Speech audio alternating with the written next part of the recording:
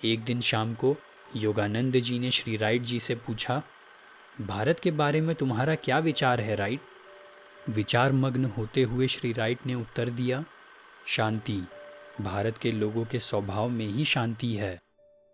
Audio book शुरू होने से पहले मैं आपसे रिक्वेस्ट करूंगा कि हमारे चैनल को सब्सक्राइब करें और बेल आइकन को भी ऑन करें ताकि आप हमारे हर नए अपडेट से जुड़ सके। अगर हमारा ऑडियो बुक आपको पसंद आए तो वीडियो को ज़रूर लाइक, कमेंट और शेयर करें। भारत लौट आओ। 15 वर्षों तक मैंने धीरज के साथ तुम्हारी प्रतीक्षा की है। शीघ्र ही मैं शरीर त्याग कर अनंत धाम चला जाऊंगा। योगानंद, चले आओ। एक दिन जब योगानंद माउंट वॉशिंगटन स्थित अपने आश्रम में ध्यान कर रहे थे, तब अचानक आश्चर्यजनक रूप से श्री युक्तेश्वर जी की आवाज़ उन्हें अपने अंतर में सुनाई दी। 10,000 मील की दूरी को पलक झपकते ही पार कर उनके संदेश ने बिजली की भांति योगानंद जी के अंतर में प्रवेश कर लिया। योगानंद जी ने अमेरिका में अपने गुरुदेव की शिक्षाओं का प्रसार करते हुए 15 वर्ष बिता दिए थे। अब श्री युक्तेश्वर जी उन्हें वापस बुला रहे थे। थोड़ी देर बाद योगानंद जी ने अपना यह अनुभव अपने एक प्रिय मित्र जेम्स जे लिन को बताया। प्रतिदिन क्रिया योग के अभ्यास से उनकी आध्यात्मिक उन्नति इतनी हो गई थी कि योगानंद जी प्रायः उन्हें संत लिन कहते थे। श्री लिन ने उदारतापूर्वक योगानंद जी की यात्रा के व्यय का सारा भार उठाने का प्रस्ताव रखा। इस प्रकार पैसे की समस्या हल होते ही योगानंद जी ने जहाज से यूरोप होते हुए भारत जाने की तैयारी की।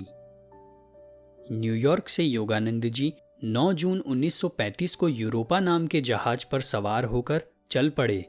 उनके साथ 2 शिष्य थे, एक निजी सचिव श्री सी रिचर्ड राइट और दूसरी सिंसिनाटी की एक वृद्ध सी महिला मिस एटी ब्लेच।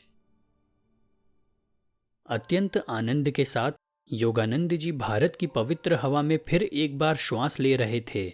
जहाज राजपुताना 22 अगस्त 1935 को मुंबई के विशाल बंदरगाह में आकर खड़ा हो गया और योगानंद जी फिर रेलगाड़ी से कोलकाता की ओर चल पड़े।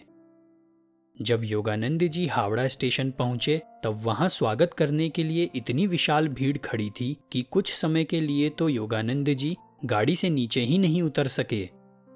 कासिम बाजार के युवा नरेश और योगानंद जी के भाई विष्णु स्वागत समिति का नेतृत्व कर रहे थे। योगानंद जी के वृद्ध पिताजी ने उन्हें इस प्रकार प्रगाढ़ आलिंगन में बांध लिया मानो वह मरकर फिर जीवित हो गए हों। अमेरिका, यूरोप और फिलिस्तीन से योगानंद जी श्री युक्तेश्वर जी के लिए अनेक उपहार लाए थे। उन्होंने वे उपहार मुस्कुराते हुए स्वीकार कर लिए, पर कुछ कहा नहीं। जर्मनी में योगानंद जी ने स्वयं अपने उपयोग के लिए एक छाता युक्त छड़ी खरीदी थी। भारत आने के बाद उन्होंने वह छड़ी श्री युक्तेश्वर जी को अर्पित करने का निर्णय किया। यह उपहार मुझे सचमुच बहुत पसंद आया योगानंद। यह कहते हुए श्री युक्तेश्वर जी ने अत्यंत प्रेम भरी दृष्टि योगानंद जी पर डाली। आमतौर पर अपनी भावनाओं को वे इस तरह शब्दों में व्यक्त नहीं करते थे। सब उपहारों में से यह छड़ी ही ऐसी थी जिसे वे उनसे मिलने के लिए आने वाले लोगों को दिखाते थे। श्री रामपुर और कोलकाता से अवकाश मिलते ही योगानंद जी श्री राइट के साथ रांची के लिए रवाना हो गए। आश्रमवासी छात्रों के और प्रतिदिन अपने घर से आने वाले छात्रों के दमकते चेहरे और प्रफुल्ल मुस्कुराहटें उन्हें मिलने वाली शिक्षा और योग प्रशिक्षण की उपयुक्तता के पर्याप्त प्रमाण थे। परंतु अफसोस, यह सब होते हुए भी रांची विद्यालय को भीषण अर्थ संकट का सामना करना पड़ रहा था। कासिम बाजार के पुराने महाराजा सर मनिंद्र चंद्र नंदी, जिनका राजमहल विद्यालय भवन बन गया था और जिन्होंने कई बार विपुल दान भी दिया था, अब स्वर्ग सिधार चुके थे। पर्याप्त जन सहयोग न मिलने के कारण विद्यालय के अनेक लोकोपकारी अंग दारुण संकट में थे। उसके बाद कोलकाता के प्रमुख नेताओं और शिक्षाविदों से योगानंद जी की भेंट का क्रम शुरू हो गया। कासिम बाजार के नए युवा महाराजा से भी योगानंद जी ने लंबी बातचीत की। पिताजी से आर्थिक सहायता के लिए अनुरोध किया। ठीक समय पर योगानंद जी के अनेक अमेरिकी शिष्यों से भी काफी दान प्राप्त हो गया और इस सब का यह परिणाम हुआ कि रांची विद्यालय की लड़खड़ाती नींव स्थिर होने लगी। 1939 में दक्षिणेश्वर में गंगा किनारे एक भव्य योगदा मठ की स्थापना हुई। कोलकाता से कुछ ही मील की दूरी पर उत्तर में स्थित यह आश्रम शहरवासियों के लिए एक रमणीय शांति स्थल है। दक्षिणेश्वर स्थित यह मठ योगदा सत्संग सोसाइटी, उसके सारे विद्यालय तथा भारत के विभिन्न स्थानों में स्थित उसके केंद्रों एवं आश्रमों का मुख्यालय है। योगदा सत्संग सोसाइटी कानूनी तौर पर अमेरिका में कैलिफोर्निया के लॉस एंजलिस शहर में स्थित अंतर्राष्ट्रीय मुख्यालय सेल्फ रियलाइजेशन फेलोशिप से संबद्ध है। श्री राइट ने रांची के अनेक बालकों के साथ मित्रता स्थापित कर ली।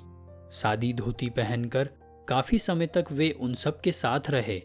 मुंबई, रांची, कोलकाता, श्रीरामपुर, जहां जहां भी वे योगानंद जी के साथ गए, सविस्तार सुंदर वर्णन लिखने का नैसर्गिक योग्यता से युक्त योगानंद जी के इस सचिव ने अपनी यात्रा दैनंदिनी में उन सब स्थानों का सर्वांग सुंदर वर्णन लिखा है।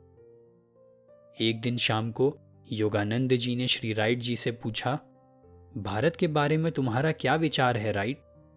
विचार मग्न होते हुए श्री राइट ने उत्तर दिया, शांति। भारत के लोगों के स्वभाव में ही शांति है।